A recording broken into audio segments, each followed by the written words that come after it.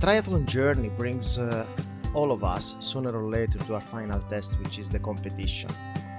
In today's episode, we will try to dig into the psychology of why we do triathlon, and I'd say also any endurance sport, and in the end game, why we compete.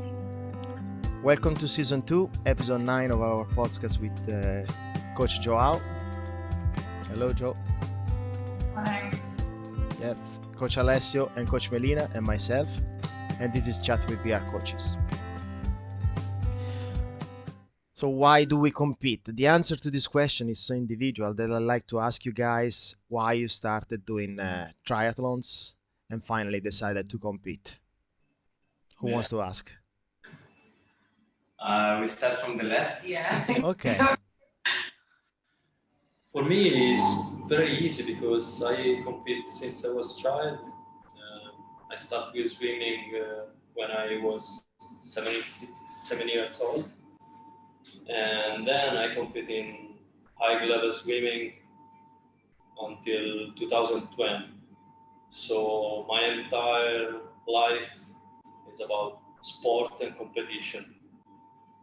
Then after swimming, I stopped for a couple of years and start with triathlon because I miss the feelings of the competition. So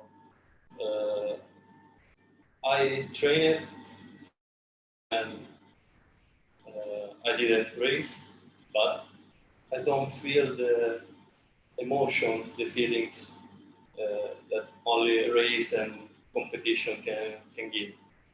So I started with triathlon in 2012 and here I am. So I think for me it's also quite natural. It was not something that I questioned when I was young because I started swimming and then when you were a kid, you were 6, 7, 8 years old, you don't ask why you should compete to your coach, you know. It's something that they put on your schedule, let's say next week, and you have a little competition and you just go there and you do. And then some kids, I remember that they don't like the feeling of the competition, the pressure, they don't feel comfortable with that. And then I think they're more like become less performance oriented for many reasons. In the sports, it doesn't replicate actually to life. You know, what I mean is not because you don't like to compete, you're not going to be competitive in your work environment. I think it's a bit different. But for me as well, it was super natural and I really enjoyed the competition part of the sport. You know, it's something that in myself is really strong, and I transferred the competition aspect to many other environments that I go, work, any other activity that I do, I end up knowing that I will compete with somebody or even with myself. It's very natural for me and I cannot go against that feeling. You know, I give up to try to don't compete. And I think what I feel is more like you test yourself. When you compete, you test. So the feeling that you are going to the limit and testing yourself against you and the others. I think that clash that you have of when you are racing, the expectation and the challenge, it's really creates that adrenaline environment that it's kind of become you don't do. I think you always search for that feeling. That's my what I feel. What about you, Melina? I think for me, my kind of background story is very similar to Alessio. I was doing sport throughout my childhood and my teenage years. Started with basketball, then got into swimming, then triathlon started in Cyprus when I was 16, so I kind of entered there. Sports and competition were part of who I was and what I did, what I enjoyed, for lots of reasons. Just getting better, improving, the social aspect of it, the recognition of it as well. There was lots of reasons back then. Then I took a 16-year gap, a 16-year break from sport altogether to go to university, get married, have family, all that stuff.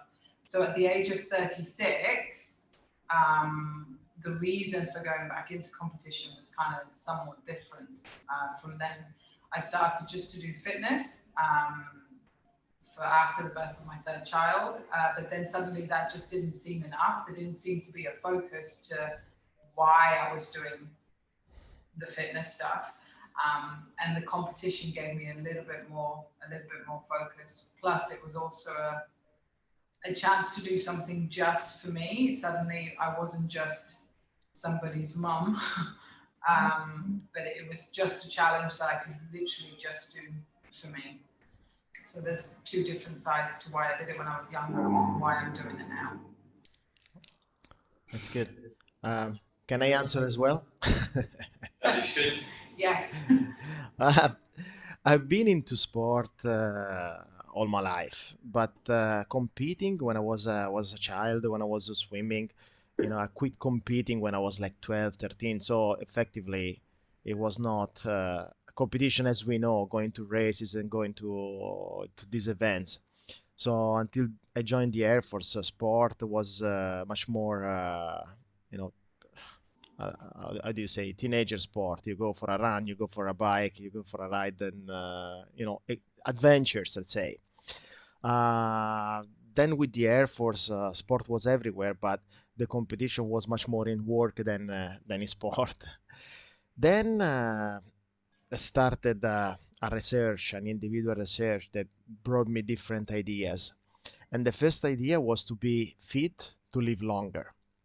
It sounds like a simple concept, but on the other hand, is an idea of legacy.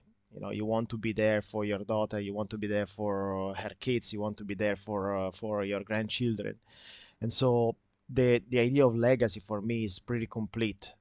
Uh, Not only because if you can see this movie when you're healthy, because in this way you can also enjoy life without chasing hospitals and doctors to cure cholesterol, heart rate, or heart conditions or kidneys condition. The second idea was not. It became from this idea of a legacy, it became much less selfish, let's say. It was for my daughter as well, because I wanted to extend the principle that showing her that I was living a healthier life, she would do the same.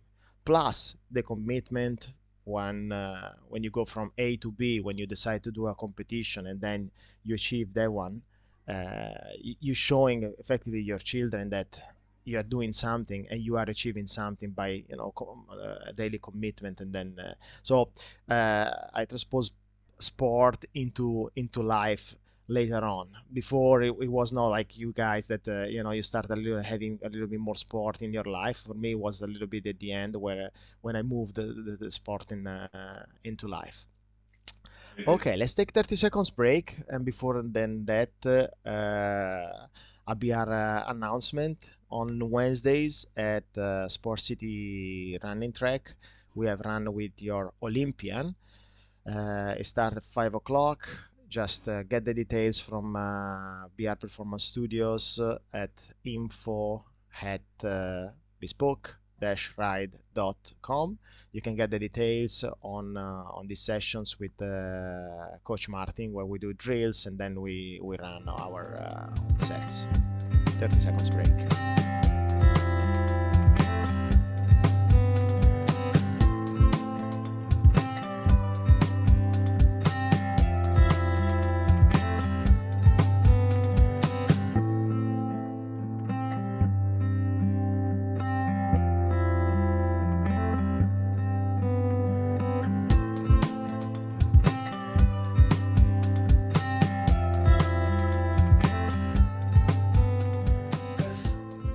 Okay, welcome back with Chat with BR Coaches.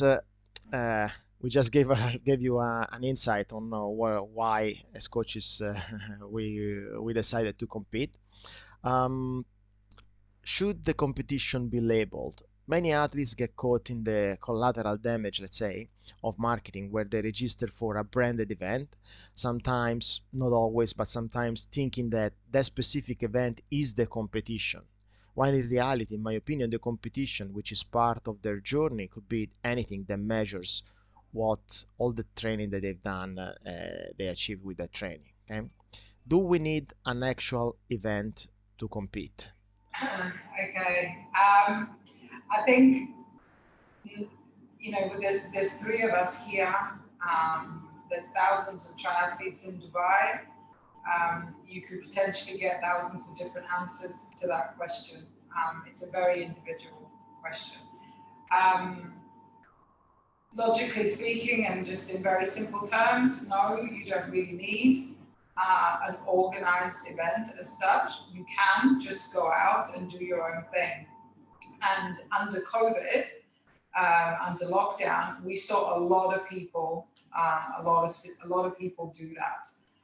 Running marathons on their balconies in their back gardens, going out when we were allowed to go out and covering their own iron distance events, all that kind of stuff. The reality, I think, though, of a labeled event or a branded event, whatever brand that may be, you're buying an experience. It is, there's no denying that an organized event and doing your own thing are two very different experiences. And I think there's merit to both of them. And it very much depends on how, as a person, what you like. Do you literally just train because you want that medal and sort of the recognition from people around you and getting that kind of sense of achievement? Or are you more of a process-oriented person that you don't necessarily need all those outside extrinsic motivators? So I don't think it's quite as simple as saying you do need it or you don't. It's probably an interplay of both. And again, if we think about our own team, how we all came together behind Joao for the UAE Man Challenge. It was his challenge, but it kind of helped motivate the entire team. Then we also had the Ironman Dubai that went ahead, and we had almost 50 athletes take part of that one. And again, that was a very different experience. So I think there's merits in both. We enjoy both for different reasons. And ultimately it comes down to that, to the individual person to recognize what it is they need. But I think ultimately it is important to be able to go out and train and do everything that you do, not because there's a medal that someone's going to give you at the end. And again, we saw that under lockdown. Those people that were primarily motivated from those kinds of events, they're the ones that found that their motivation waned and dropped, and they kind of took a break from training. Whereas those that were a bit more process oriented and were just doing it for the benefit of getting better and improving at certain aspects, were able to maintain their motivation and carry on training. What do you guys think? Yeah, I agree with Melina.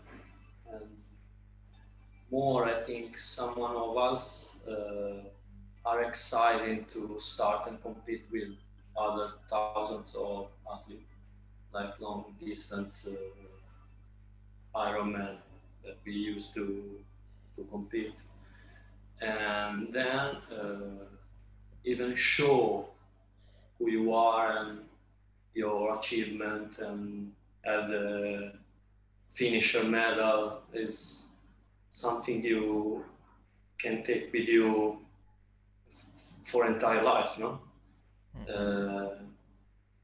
And then it's very, as Melina said, it's very individual point of view, and the marketing as well works very well in some races with a hell of legendary or legend around some race, and attract many athletes to compete or do some race instead of other other challenge or other races. Hmm. But, I want to go a little bit deeper because this is what we see. This is what we see. But in reality, it's a matter of how much people in their mind they need an internal or an external input to get to compete, you know. So, for example, if you don't need the event, it means that internally you can find the motivation to go and yeah, to chase that target or to chase that kind of achievement. If you need to see something, you need to go to an event. Now it's an external input that you're looking. On the other hand, it's the way that you're going out, because for example, I feel like when you find the motivation internally to do like the UAE man, the way that you go to external is much more powerful. In a way, you demonstrate that interiorizing certain this kind of journey. Now you can give a little bit more in terms of, you know what, I didn't go to an event. I did my own event, and this is the achievement. You know what I mean? It's like the proportion of if a guy goes for an event, he gets an external input. That's what he needs.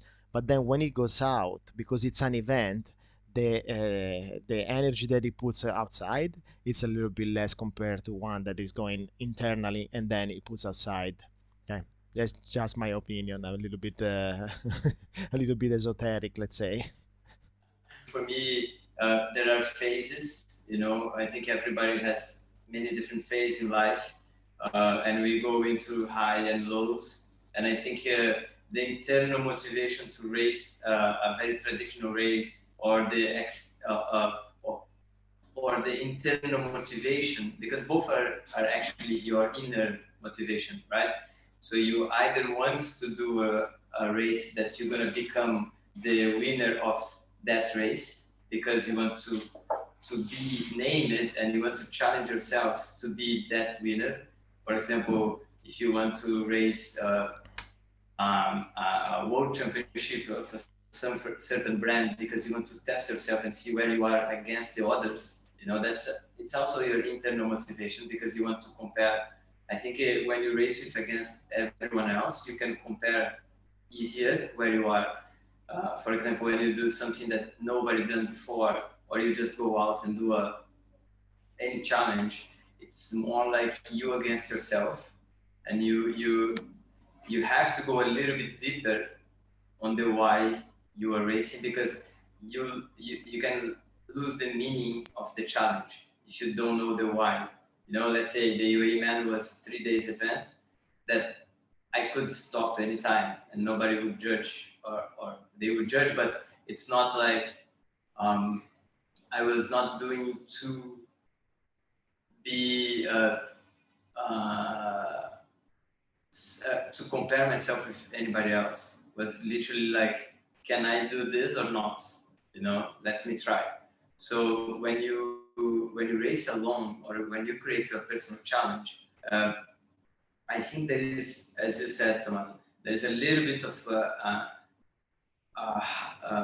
more mental work to be done to find the motivation to keep going, rather than you have 3,000 people around you that they also help you to get into the thing. It's also like a session that you train alone or you do with a team, right? It's the same thing.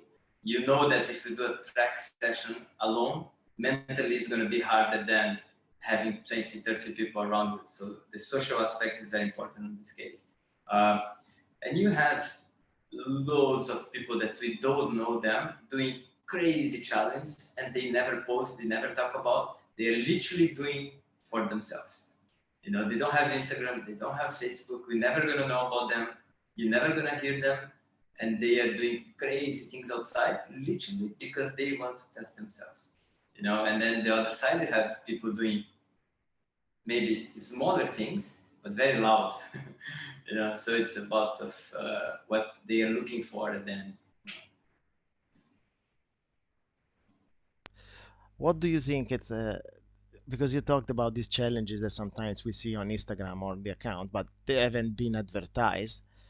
are they sometimes they are more powerful than the events itself, the events themselves, like an organized event compared to this guy did. They're very powerful. They are very inspiring. We have seen this one, especially with the UA men, but also with the challenges we do with our athletes. Why do you think it's more powerful when you do a challenge by yourself? Just to bring it back to Tommaso's last question, which was why are challenges that we don't tend to know about or that are not linked to events a little bit more powerful? I think it's because they are lacking that external recognition. They're lacking all the glitz and the glamour and all the stuff that we like about an event. Because all that's taken away and it's stripped away, it is literally just left to the individual. And I think that's what makes it powerful. Like for example, going back to Joao and the UAE Man Challenge, he was in a lot of pain for the last 5K of the swim, and nobody would have judged or said anything if he paused or stopped altogether. There was nothing other than himself driving him to complete that swim and that challenge ultimately. And I think when you strip it down to nothing but you and the clock or the challenge itself, it just makes it that much more interesting, and it adds to the challenge. Like if you think about it, and I'm sure we can all relate. You're in a race, in a branded race with all the glitz and glamour and everything that goes along with it, and you're running and you're really, really struggling and you just want to walk, but then suddenly you turn the corner and there's your team and there's your family cheering you on. You run a lot better there. It's like you're suddenly smiling, you're changing your form, you're changing your speed, because that's helping you. But in an event that doesn't have any of that, you've got to fight through that to carry on. So I think that when you strip it down, it comes down to just to you and what you want and why you're doing it. And I'm sure there's like the power of the human brain is amazing in those situations, because I bet you there's this internal argument that's going on in your head the whole time, and I'm sure Joao can probably testify to that, where it's just saying, "I'll just stop. Why are you doing this?" And then the other side says, "No, we're doing this for these and these reasons, and I'm going to carry on. No, stop." And you've got this whole internal fight going on. Yet you're managing to push through. So I think if you can do it without the glitz and the glamour of a staged event, then that's great. But that's not to say that the events themselves are not important. Like, Tommaso, you and I have both done Challenge Roth. There's nothing like the feeling of climbing Salzburg, where you've got all those people around you going mad and cheering you on. There's a value to that as well. Joao, you've done Kona. So we can't take the external stuff out, but I think you need that connection to the internal stuff to be able to push through. Okay, so we talk about initially the feeling, okay, that we have looking for competition. Then we talk about a little bit internal and external inputs that make us decide, or not judging if you want to just do events or if you want to just do your own events. Really, it's a matter of internal motivation that brings you out and do and get to compete. We're gonna take 30 seconds break. I want to advertise our Monday coached swim at Blue Wave with Coach Melina every Monday at 7:30 p.m. and you can get the details from BR Performance Studios front desk. Melina, do you want to add anything about these sessions? The sessions are mixed ability sessions, so as long as you can swim non-stop for at the very least a length, relatively comfortable, you can join in. We have athletes swimming, 1:10 pace, and we have athletes swimming 3-minute pace. The sessions are geared towards everybody, and they are mainly triathlon focused sessions, not swim specific ones as such. Okay, 30 seconds break. In order to take you to the next level, we have to know two basic metrics, which is where you are now, your base level, and where you are going, your final goal. For this reason, we create a system called BR stages. The BR stages consist in 4 levels. Number 1, fundamentals. Number 2, skills. Number 3, performance. And finally, specialization. Back we chat with BR coaches. Does an individual challenge go beyond the competition?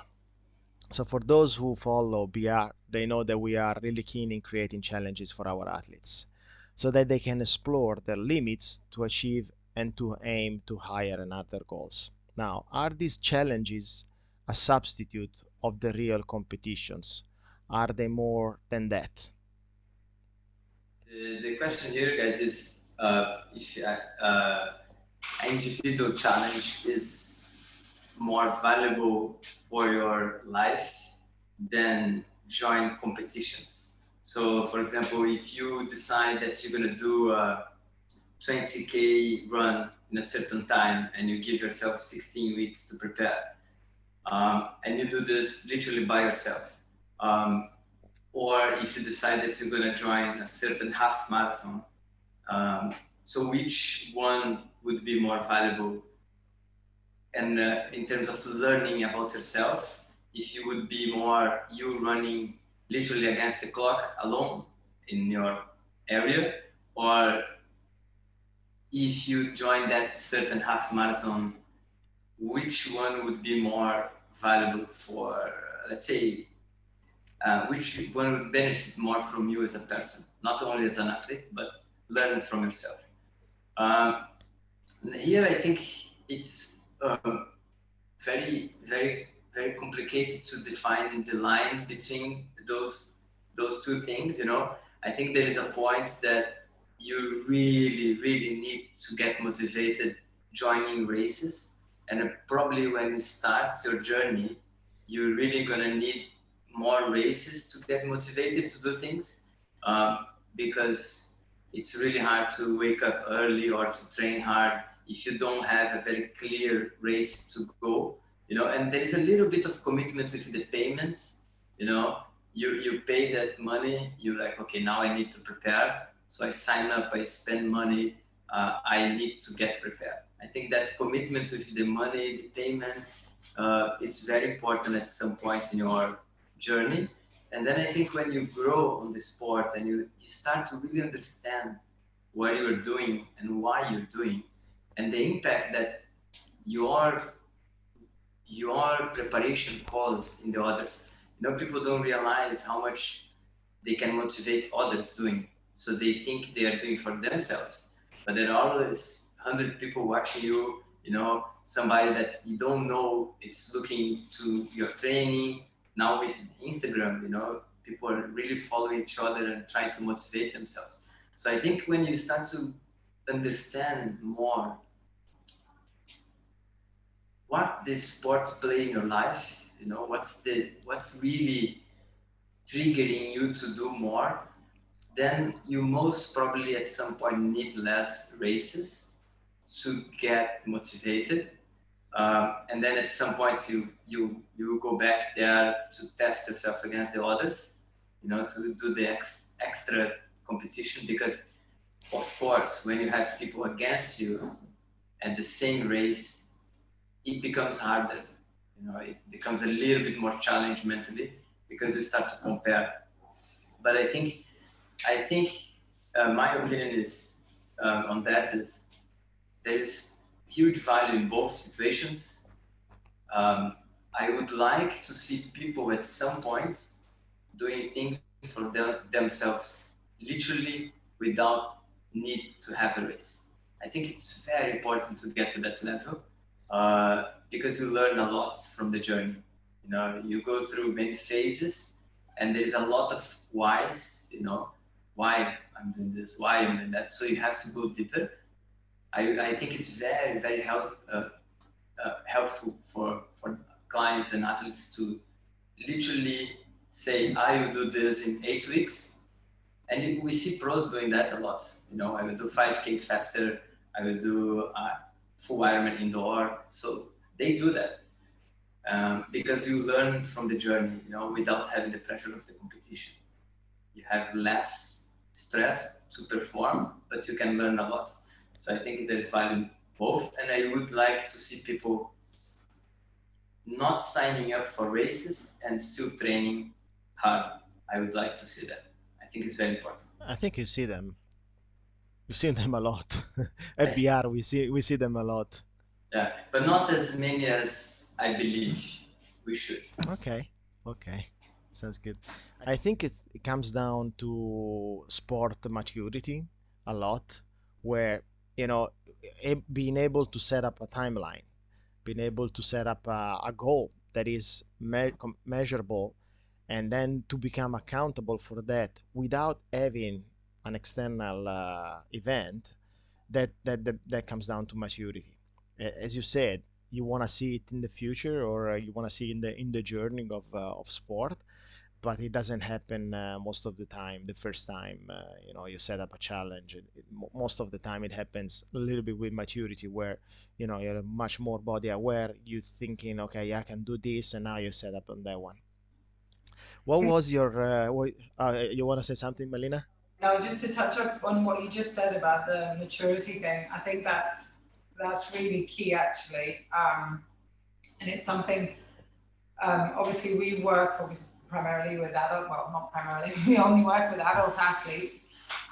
We have those that would have been athletes in their younger years, that they would have done a sport, and then we have those that are basically completely new to the concept of training for an event. And I think those are two very different people. Someone that used to do sport when they were younger, even if it was years ago, will be familiar with the process, and it'll be a lot easier for them to get into that groove and not necessarily need the competition. Whereas if talking specifically for Dubai, for example, when Ironman, and I'm talking about the brand, but when the Ironman event comes to town, we see so many people that have never even considered it suddenly wanting to do it. So for those people, that's quite important. And to be honest, there's nothing wrong with that, because if that's what's going to get them into it, they're trying to find a reason to get out the door and, I don't know, change their lifestyle and stuff. That's okay. If to begin with, that's what you need, then we go with that, and you kind of work around that. But like you say, gradually, the more they get into it, the more they start to really engage with the process rather than just this race, it does start to change. So I think the maturity thing, and I don't mean it from a personal point of view, like from a sport maturity, not an age thing, from a sport maturity thing, it's quite key, I think. So, and as coaches, we try to recognize that and work with that accordingly. You have something, Thomas, or can I? No. Yeah. Keep going. Okay. I think what I want to, I think people it's important that people understand the aspect that how much powerful is a training session. So the training session is actually a mini challenge of the big challenge. So you create mini challenges every session. And that specific session is actually a very internal process, because you can stop the session, you can don't do the session, you can do slower, you can do faster, you can mess up the session, you can short, you can make longer. So each session of the training process is actually a mini challenge that is preparing you for the big challenge. So you are actually training that internal motivation every day to do the external motivation later on. So let's say you sign up for a certain race, a 7.3 event, and then every session until that event is actually just you against yourself, because you're not racing, right? You're not racing, so you're actually trying to do faster runs, faster swimmers, faster bike sessions, getting stronger in the gym.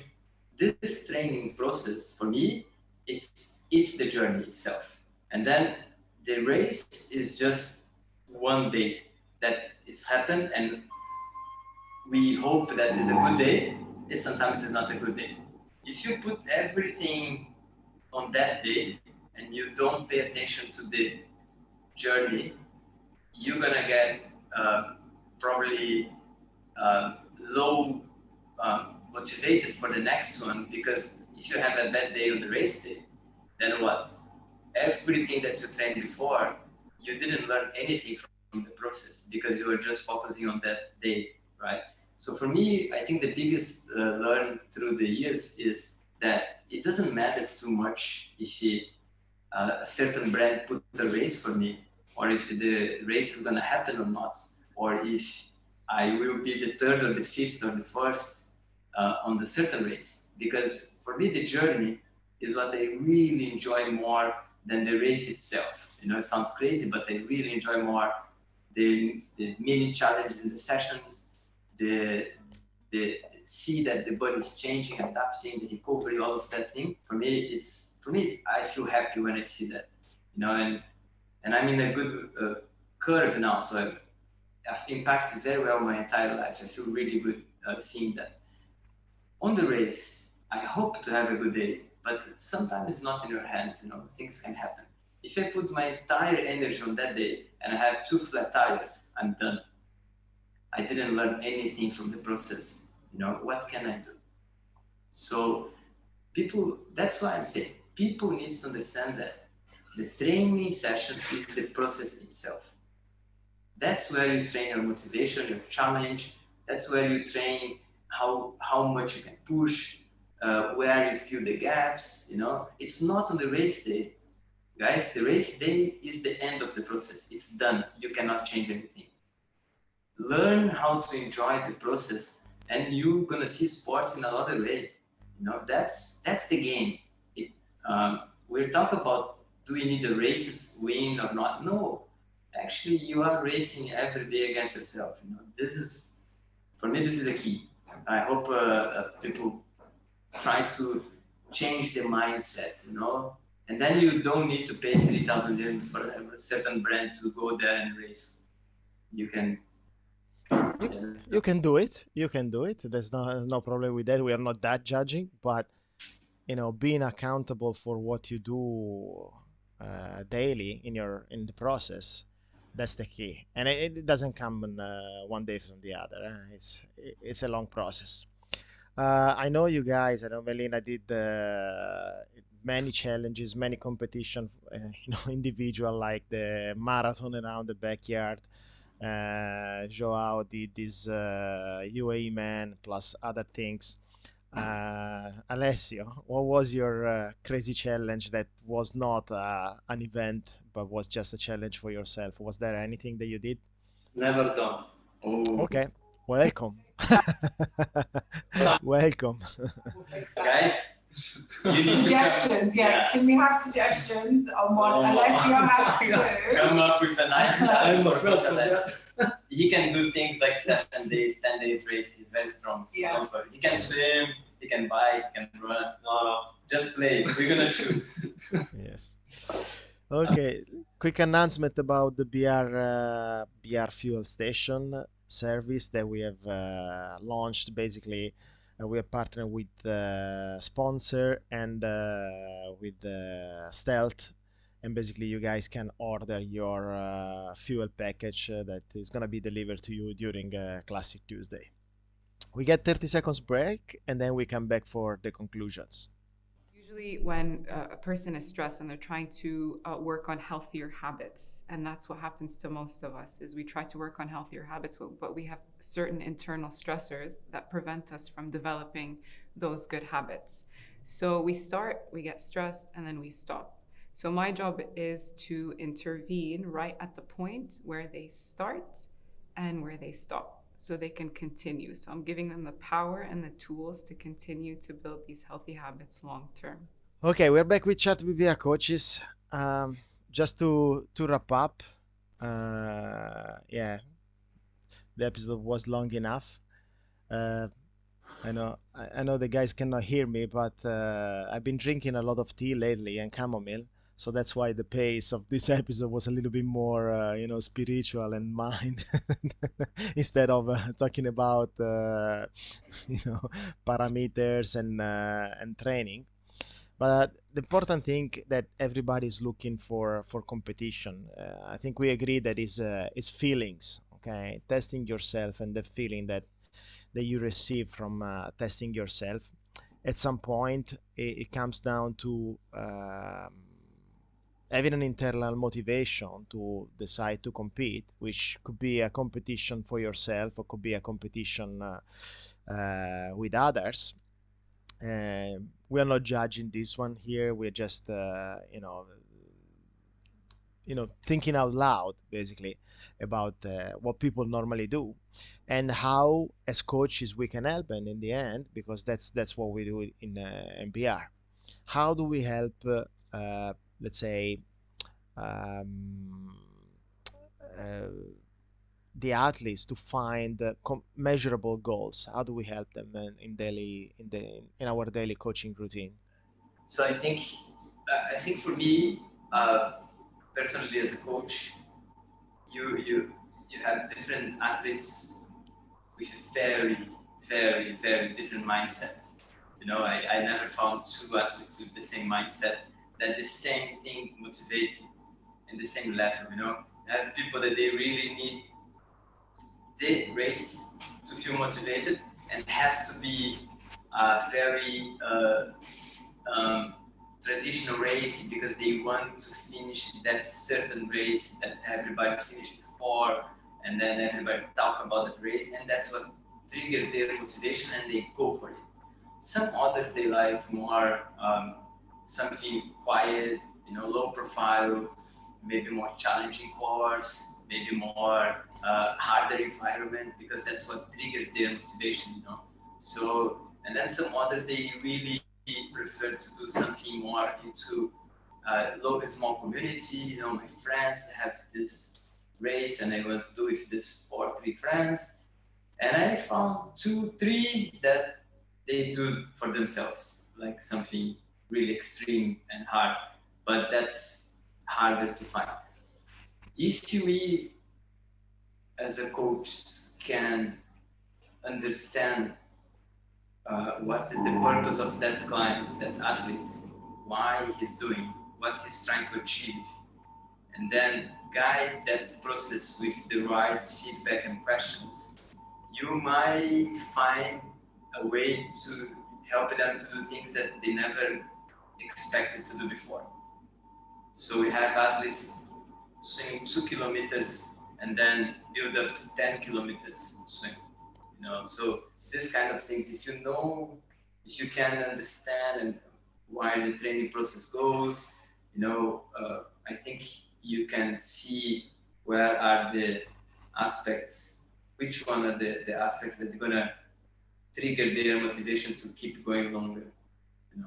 There is, I don't see a formula. I see more like an exchange of an, feedbacks. I think. I don't know you guys. No, I agree. At the end of the day, as coaches, we need to, if we ask them enough times what their why is, we'll be able to kind of cut through all the initial, very superficial levels of why I'm doing this and all that, and get down to what really stimulates them and gets them out the door every day to do that. And the thing to recognize as well with motivation, for example, it is ultimately it comes down to being a choice. You're not.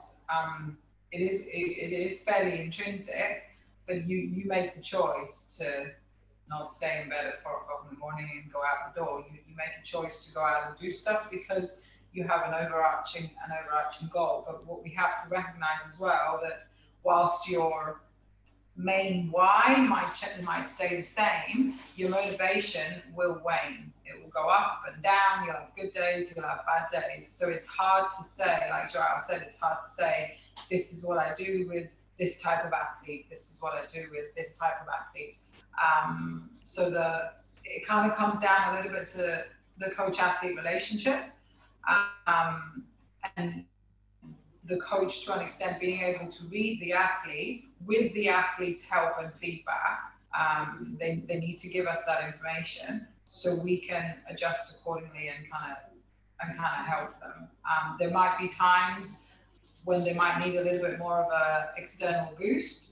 There might be times when they don't, and we try and capitalize on the times where their motivation is really, really high. So it's a little bit of a dance between the two, and trying to figure it out almost on a day-to-day basis. And the closer we come to the date, whether it is a personal challenge or whether it is a race, motivation tends to hone in. So if we can capitalize on that, it makes the process that little bit easier. But it is hard to say. It's not a one-size-fits-all approach, and it's not even a one-size-fits-one person all the time approach either. Yeah. You've got to be able to adapt accordingly. Alessio, what do you think? What can I say more than this? I think this is also, to conclude, this is in our manifest of BR coaches, tailoring and, working around the athletes that make this experience so individual that, as you guys said, it's going to be daily based to analyze what these people want to do and what their targets are, and help them to reach their goals. So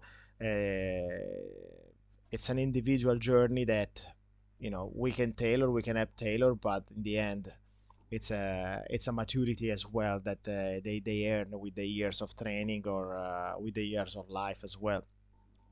Okay, what do you guys think? We don't have any other questions, so I think we can conclude this episode. I think at some point we can make also radio BR coaches, so that we can give the Zoom link to everybody that wants to join. They will join automatically in mute. They will listen to what we are saying, and that could be just Q&A, just for the people that want to ask. So maybe not the next episode, but it's something that we can do, right? Yeah, for sure. Yeah, We could open the link for you guys, so you can. We're gonna try to do 2 weeks, so we're gonna send you the link, and you can join us live and probably ask questions if you want. For sure. It'd be nice. Okay, guys. So this was the art of competing. See you for next episode. Ciao. Take care. Ciao. Thank you.